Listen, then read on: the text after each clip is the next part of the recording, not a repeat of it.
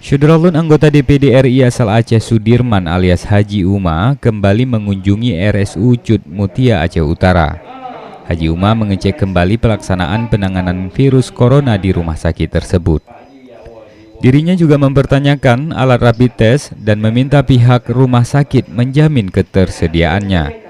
Dalam kesempatan ini Syederalun, Haji Uma juga menyempatkan diri melihat seorang bayi yang lahir prematur dan harus dirawat dalam inkubator di ruang NICU. Haji Uma memastikan keluarga pasien tidak perlu mengeluarkan biaya, namun dengan tetap melengkapi dokumen yang diperlukan. Dari Lok Sukun, Jafarudin, Serambi On TV.